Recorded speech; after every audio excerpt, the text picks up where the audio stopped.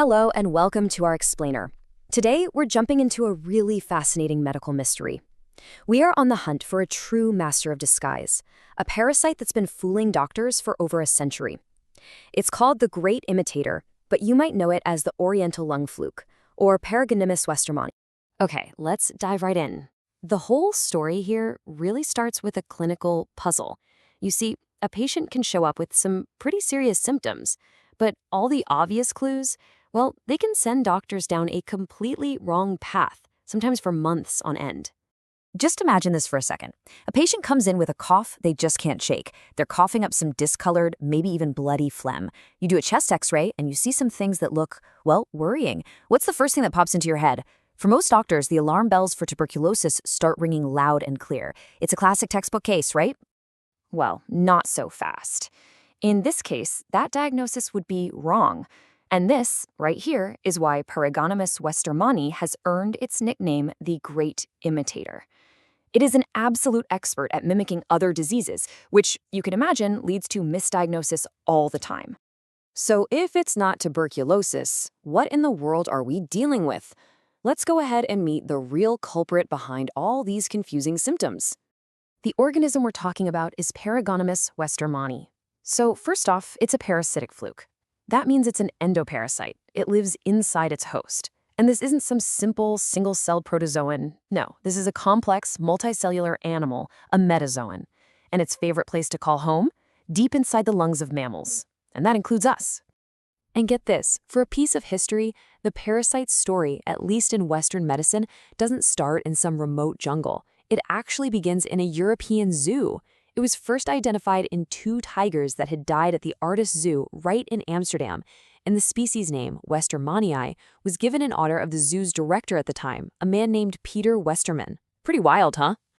But don't let that Amsterdam story fool you. This is a huge global issue. The parasite's real home is primarily in East and Southeast Asia.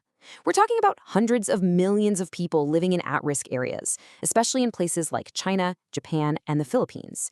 When you look at the whole picture, nearly 300 million people worldwide are at risk from all the different species of Paragonimus. So, despite that historical connection to Amsterdam, the lung fluke isn't actually native to the Netherlands. It's what they call an import disease.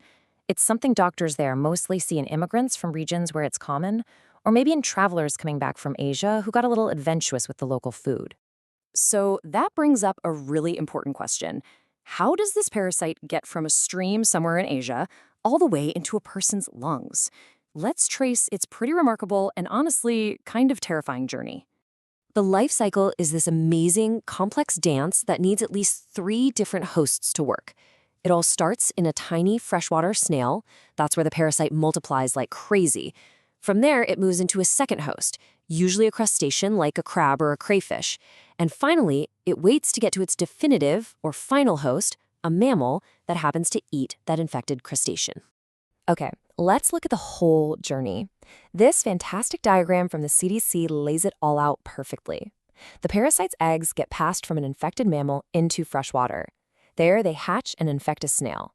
Inside the snail, they develop, and then move on to infect a crab or crayfish. Inside that crustacean, they form these tiny infectious cysts, basically just waiting for the last leg of their journey. So here it is, the single most important thing to remember. For us humans, the front door for this infection is through our food. Specifically, it's from eating raw or undercooked freshwater crabs or crayfish that are carrying those parasite larvae. All right, so once someone is infected, how do doctors figure out what's really going on? This is where the medical detective work begins, trying to crack the case of the Great Imitator. And this slide right here shows you the problem perfectly. Just look at the overlap. Both paragonimiasis and tuberculosis can give you a chronic cough, bloody sputum, fever, and weird-looking chest x-rays. If you don't get a really good travel and food history from the patient, it is incredibly easy to start them on months of tuberculosis treatment that is not only unnecessary but can also be pretty toxic. Luckily, to unmask the fluke, clinicians have a pretty powerful toolkit these days. The gold standard is still microscopy, literally finding the parasite's distinctive eggs in a patient's sputum or stool. But they can also run blood tests to look for antibodies, and there are super sensitive molecular tests like PCR that can spot the fluke's DNA from a tiny sample. Now for the good news. Once this intruder is properly identified, it can be stopped. So let's talk about the final pieces of our puzzle: how to treat it, and even more importantly, how to prevent it. For decades now, the #1 weapon against this parasite has been a drug called praziquantel. It works really well, and it's been the international standard of care for treating Paragonimus for a long time. But here's a modern twist in our story. While praziquantel is the global standard, getting your hands on it in the Netherlands, the very country where the fluke got its name, has become a bit of a challenge. You see, as of 2024, the drug isn't registered there anymore, so doctors have to go through this special import process that can take 3 to 4 weeks. That's a long time to wait when you have a sick patient. Of course, the best treatment is to never get infected in the first place, and it really all comes down to food safety. The #1 rule is to cook all freshwater crabs and crayfish thoroughly, up to at least 63 degrees Celsius or 145 Fahrenheit. And you have to be careful with traditional dishes like drunken crab, where shellfish is just marinated in wine or salt. That is not enough to kill the parasite. And of course, good old-fashioned kitchen hygiene is key. So what does the future hold in our fight against this ancient parasite? Let's take a look at some really exciting stuff happening on the front lines of science. What's really cool is the research moving towards a vaccine. Scientists are using advanced computer modeling, it's called immunoinformatics, to basically design a vaccine that targets the essential proteins the fluke needs to survive. And the early computer simulations look promising. They show that these vaccine designs could trigger a powerful protective immune response in people, potentially stopping the parasite dead in its tracks.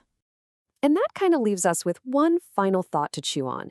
We live in a world where global travel is easier than ever, where culinary tourism encourages us to try all sorts of exotic local dishes. So could this ancient parasite find new opportunities to spread? It's a really compelling question about how our modern habits might just clash with these ancient life cycles.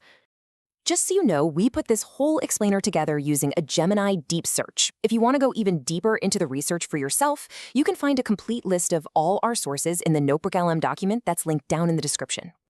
Hey, if you enjoyed this deep dive into the Great Imitator, please hit that subscribe button and join us for our next explainer. We would absolutely love to hear what you think, so please leave any questions or feedback for us in the comments below. Thanks so much for watching.